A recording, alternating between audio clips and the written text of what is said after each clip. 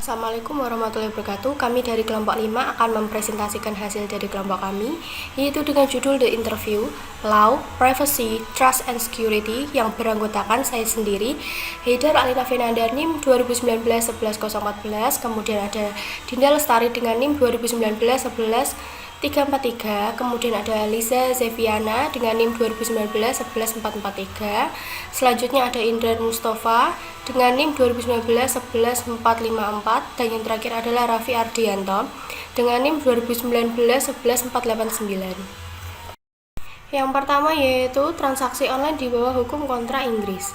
Kontrak email dan kontrak klik web adalah dua metode kontrak elektronik. Email merupakan ekivalen elektronik dari surat tertulis karena prosesnya serupa, pengirim mengetik pesan, memasukkan alamat, dan mengirimkannya ke penerima. Kotak masuk penerima dengan kotak surat tradisional. Kontrak web klip adalah setara elektronik belanja di pengecer tradisional. Pemasok mengiklankan produk di situs web dan menentukan harganya. Pelanggan mencetak kotak untuk memilih produk, kemudian mengklik tombol beli. Setelah pertukaran rincian keuangan telah terjadi dan pertukaran uang transaksi selesai. Selanjutnya adalah perdagangan virtual.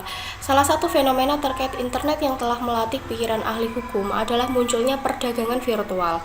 Perdagangan virtual mengacu pada jual beli aset yang tidak ada di dunia nyata, tetapi memiliki nilai di dunia maya. Aset biasanya melibatkan persenjataan untuk permainan komputer, mata uang yang tidak ada, atau tanah atau properti virtual. Kemudian adalah transaksi online dan Undang-Undang Uni Eropa.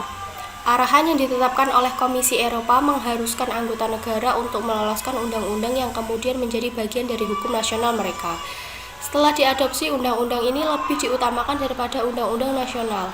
Uni Eropa atau UE telah aktif dalam menangani masalah hukum isu-isu yang diangkat oleh perkembangan dan penggunaan internet untuk tujuan bisnis dan transaksi. Hak milik intelektual. Ada sejumlah proses bisnis generik untuk e-commerce di mana paten telah dicari. Mendasari posisi ini adalah keyakinan di antara beberapa pengusaha e-commerce bahwa metode baru melakukan praktik komersial menggunakan internet merupakan inovasi yang unik.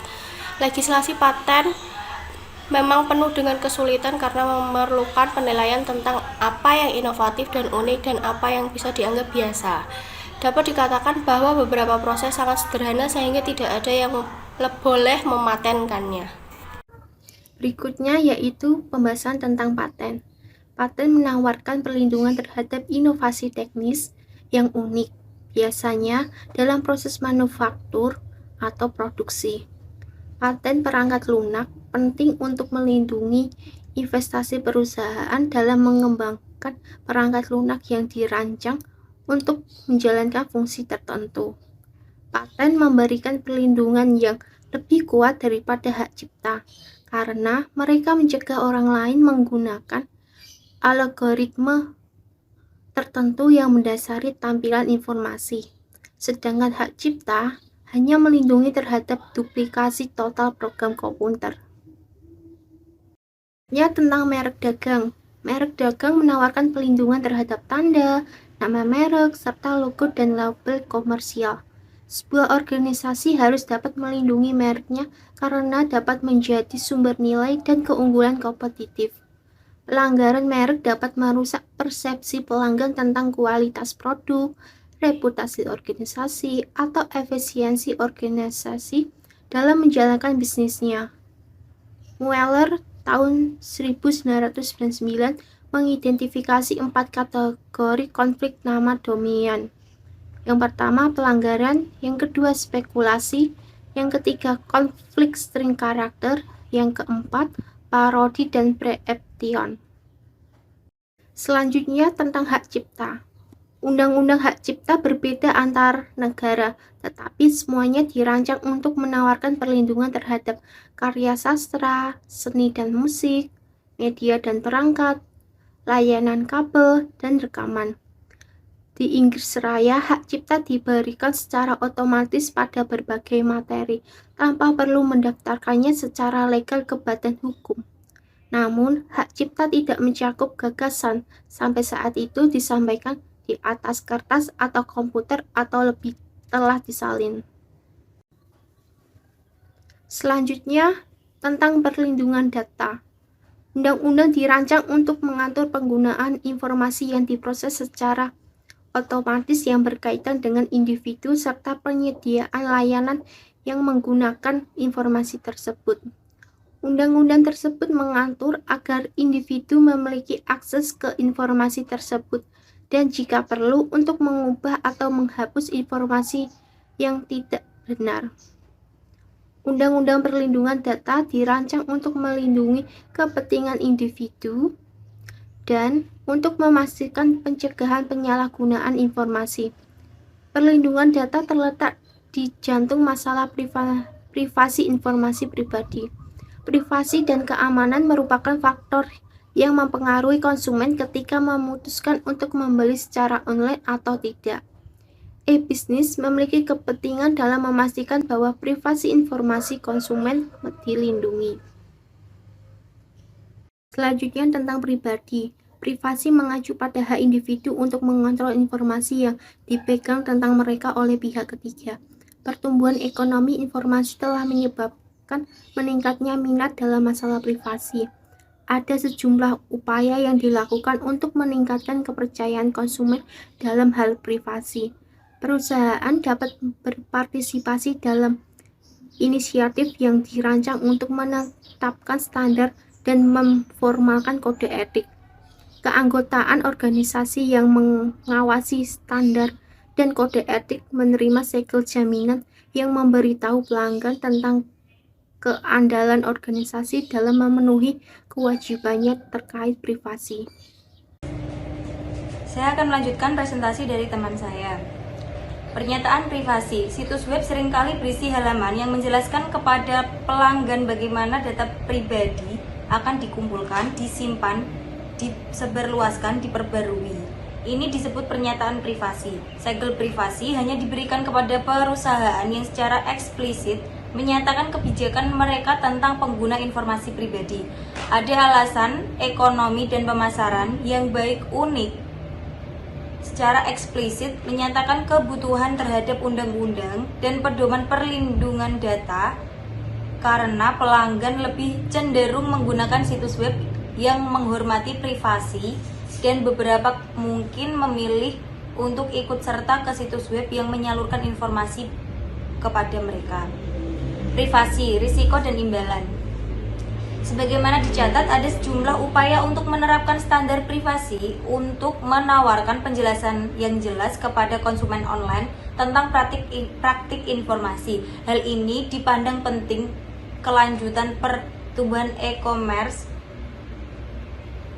karena memberikan langkah pertama untuk menciptakan kepercayaan dalam hubungan antara pembeli dan penjual. Misal risiko privasi, di mana pelanggan atau mitra kerja dalam hal dunia bisnis pasti ada namanya menjaga privasi masing-masing, kecuali dia membagikan privasinya karena ada keuntungan jangka panjang yang diterimanya, di mana apabila tidak bisa menjaga privasi pelanggan atau mitra kerja, untuk resikonya adalah hilangnya kepercayaan pelanggan atau mitra kerja, di mana kepercayaan itu akan sulit kembali. Atau sebaliknya, imbalan dari bisa menjaga privasi mitra kerja atau pelanggan, maka yang dapat adalah sebuah kepercayaan. Ada 4 faktor kepercayaan penting yang harus dipertimbangkan oleh e-bisnis dan konsumen ketika membentuk hubungan online. Ini termasuk kepercayaan yang melibatkan yang pertama kualitas produk, yang kedua keaslian informasi, yang ketiga keaslian bisnis dan konsumen, yang keempat integrasi bisnis atau konsumen. Percaya pada hubungan B2B. B2B atau business to business merupakan penjualan produk atau jasa yang diberikan oleh satu bisnis dan diperuntukkan untuk bisnis lainnya, bukan kepada konsumen. Sebagai contoh, jika Anda menjalankan bisnis yang menjual bahan pakaian dan Anda melakukan penjualan ke store-store atau bisnis fashion yang ada. Keamanan adalah salah satu isu terpenting yang mempengaruhi e-bisnis. Transaksi yang aman bernilai tinggi dan bagi pelanggan. Keamanan Keamanan juga mendukung kepercayaan dalam e-bisnis dan e-commerce dan membantu e-bisnis untuk mencapai pertumbuhan. Ada produk dan dalam ekonomi baru yang menciptakan oleh internet. Perusahaan yang terlibat dalam e-bisnis atau terbuka dan tertutup artinya mereka harus terbuka untuk berbagi informasi dengan pelanggan, pemasok, distributor, dan lain-lain, tetapi tertutup untuk peretas dan penyusup yang tidak diinginkan lainnya. Ada keseimbangan yang harus dicapai antara pengamanan informasi yang mengizinkan akses kepada mereka yang membutuhkannya untuk melakukan transaksi. Enkripsi adalah metode pengamanan yang paling umum digunakan transmisi melalui internet. Ada dua jenis enkripsi utama, kunci rahasia dan kunci publik.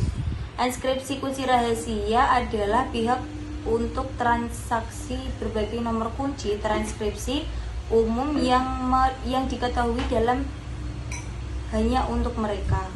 Kunci yang pertama digunakan untuk menginskripsi dan mendeskripsikan pesan. Enkripsi kunci publik adalah di mana nomor kunci transkripsi yang digunakan adalah berbeda untuk mengirim dan menerima.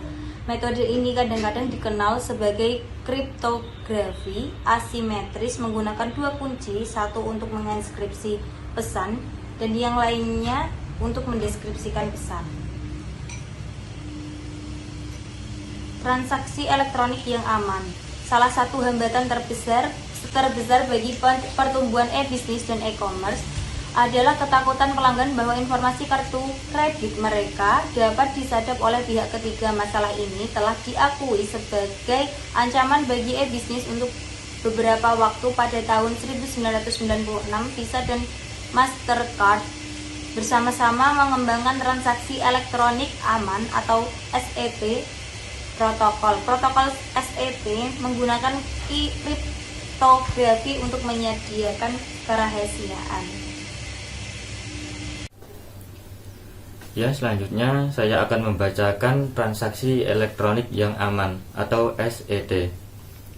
Salah satu hambatan terbesar bagi pertumbuhan e-bisnis dan e-commerce adalah ketakutan pelanggan bahwa informasi kartu kredit mereka dapat disadap oleh pihak ketiga. Masalah ini telah diakui sebagai ancaman bagi e-bisnis untuk beberapa waktu. Tahun 1996, Visa dan Mastercard bersama-sama mengembangkan transaksi elektronik aman. Protokol SET menggunakan kriptografi untuk menyediakan kerahasiaan informasi. Selanjutnya, infrastruktur kunci publik. Daripada bersaing dalam penyediaan sistem yang aman, ada argumen yang meyakinkan untuk memiliki protokol standar tunggal. Infrastruktur kunci publik atau PKI adalah salah satu inisiatif yang dirancang untuk memberikan solusi umum untuk masalah keamanan. PKI adalah arsitektur e-commerce yang menggabungkan otoritas spesialis, digital sistem manajemen sertifikat, dan fasilitas direktori untuk dibuat jaringan aman di atas jaringan tidak aman seperti internet atau Mei 2000. Bentuk lain dari pelanggaran keamanan. Ada banyak cara di mana keamanan sistem terbuka dapat dilanggar, mulai dari aktivitas kriminal yang menjengkelkan hingga yang serius. Perusahaan dipaksa untuk berinvestasi dalam langkah-langkah keamanan untuk melindungi aset komersial dan kepercayaan yang mereka bangun dengan konsumen. Contoh pelanggaran umum adalah 1. Peretasan, 2. Spam, 3. Penipuan, 4. Kesalahpahaman identitas. Selanjutnya yaitu mini riset jus buah diva. Profil usaha jus buah diva. Jus buah diva berdiri sejak awal tahun 2014 yang dirintis oleh Ibu Siti Khalifah, memulai dari nol tanpa adanya modal pinjaman. Saat pertama kali memulai usaha, Bu Siti Khalifah memulai usahanya memakai gerobak kaki 5 berlokasi di depan PT RK. Di bulan pertama usaha didirikan Bu Siti Khalifah mengalami kendala seperti sepinya pembeli, hingga di bulan kedua Bu Siti Khalifah memulai mendapatkan beberapa pelanggan hingga beliau mendapatkan omset Rp500.000 per hari. Menurut beliau, kunci sukses tetap mengedepankan rasa dan konsisten, tetap buka setiap hari tanpa hari libur agar pelanggan setia tetap bisa menikmati jus Diva. Hingga saat ini Bu Siti Khalifah menuai omset jutaan rupiah per harinya. Selanjutnya adalah tantangan. Dengan semakin banyaknya pengguna sistem ini, maka semakin banyak pelaku bisnis menawarkan jenis produk dan jasa yang serupa. Ini menjadi salah satu tantangan bagi pelaku bisnis tersebut. Maka diperlukan adanya strategi pemasaran yang kreatif serta pelayanan jasa yang menarik agar konsumen tertarik.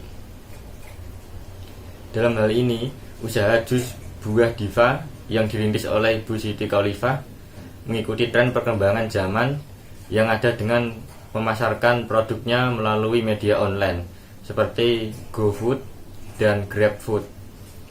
Di sisi lain, beliau juga mempertahankan kualitas produknya agar cita rasa agar tetap terjaga sehingga menjadi ciri khas di mata konsumen bahwa produk jus yang beliau buat tetap konsisten dari segi rasa. Saya akan melanjutkan presentasi dari Kak Raffi.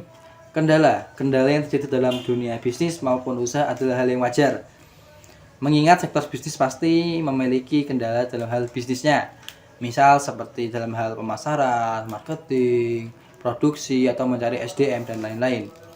Tidak terkecuali usahanya Bu Siti Khalifah, yaitu Jus Diva, juga mengalami kendala dalam hal mencari SDM. Kenapa? Lulusan SMA sekarang ataupun S1 pasti tujuannya pada PNS, sedangkan SMA ke pabrik. Nah, terjadinya kendala dalam hal ini, susahnya mencari SDM baru untuk mengisi outlet yang baru untuk Bu Siti ya.